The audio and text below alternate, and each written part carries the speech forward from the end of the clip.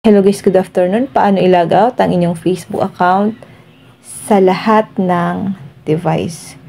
Kung napansin nyo po na nakalagin na ang inyong Facebook account sa iba't ibang device, halimbawa sa ibang Android o kaya sa computer at gusto nyo po itong i-log out, sundin nyo lang po ang gagawin ko.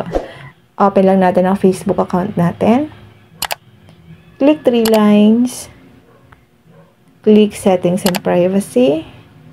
Click settings.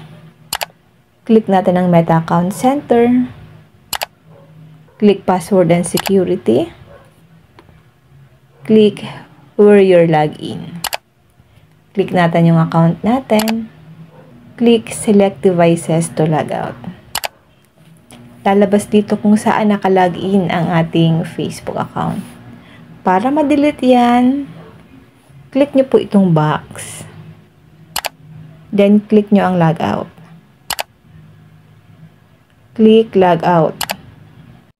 Kapag napansin nyo po na maraming device kung saan nakalagin ang inyong Facebook account, click nyo lang po ang select all to log out para ma-log out po yan sa lahat ng device kung saan nakalagin ang inyong Facebook at magpalit na po kayo ng password.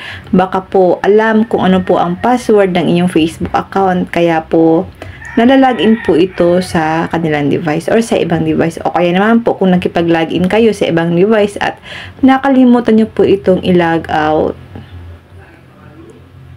So, ganito lang po ang gagawin nyo guys para ma-log out yun sa iba't ibang device. Yun lang guys, sana po may natutunan kayo sa aking video. Kung hindi ka pa naka-follow sa aking Facebook page, pa-follow po ako Positive Mind at sa aking YouTube channel RK Willow para lagi kang updated sa lahat ng tips at video tutorial na ina-upload ko. Mag-comment lang po kayo sa comment section kung may mga tanong kayo. And now, thank you for watching. God bless you all.